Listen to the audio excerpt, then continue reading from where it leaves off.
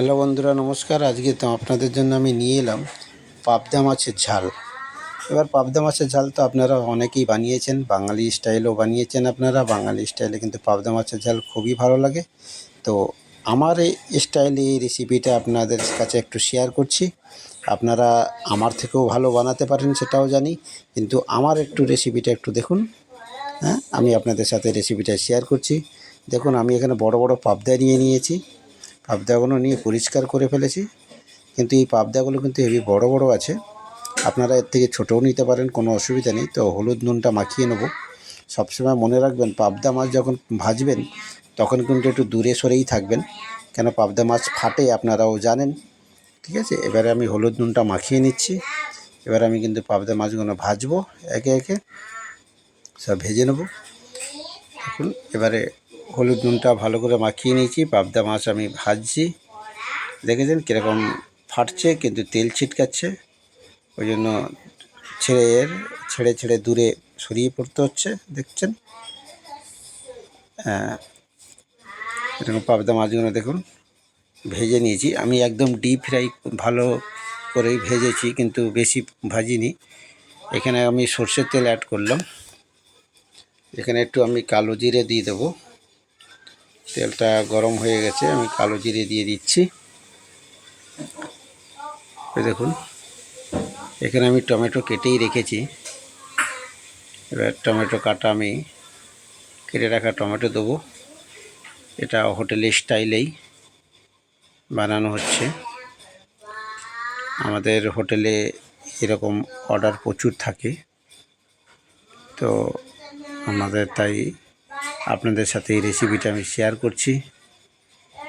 অনেকেই বানিয়েছেন পাবদা মাছের ঝাল, তো আমার এই রেসিপিটা আপনাদের সাথে শেয়ার করছি। যাদের এই আমার এই ভিডিওটি সাবস্ক্রাইব করে দেবেন নতুন নতুন ভিডিও দেখার জন্য।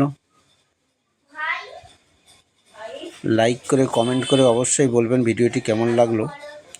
দেখুন, আমি স্বাদ মতো নুন দিয়ে দিলাম, আর একটুখানি হলুদ দিয়ে দিচ্ছি।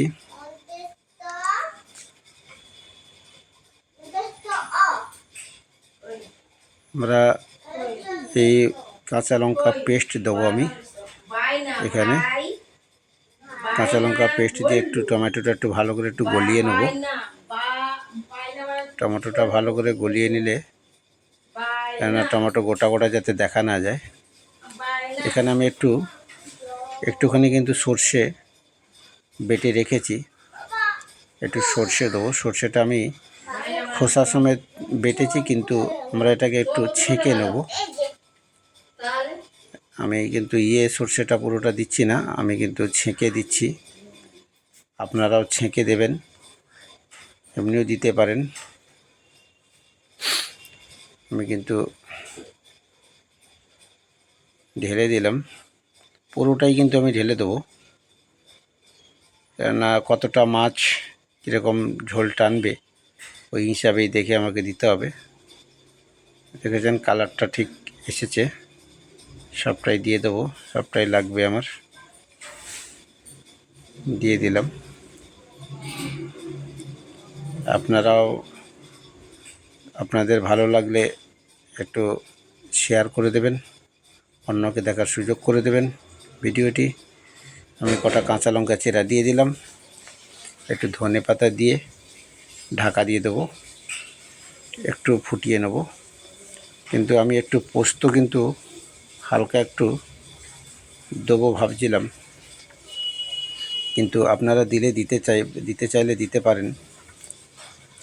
দেখুন, আমি কিন্তু মাছগুলো ছেড়ে দিচ্ছি একে একে, কেন পাবদা মাছ কিন্তু ঝোলে না ছাড়লে টেস্টটা হয় না। আমি কিন্তু এবার আমাদের পাবদা মাছের ঝাল কিন্তু রেডি হয়ে এসছে। একটু ভালো করে ফুটিয়ে নেব হালকা। দেখছেন পাবদা মাছের ঝাল রেডি, একটু গাঢ় গাঢ় হয়েছে, ফ্লেভারটাও কিন্তু খুব ভালো এসেছে। দেখুন, এবার আমাদের পিক আপ করে দেবো। আমার রেসিপিটা যদি ভালো লাগে একটা সাবস্ক্রাইব লাইক করে দেবেন চ্যানেলটিকে। নমস্কার। আপনারা ভালো থাকবেন, আশা করি সবাই ভালো থাকবেন। নমস্কার।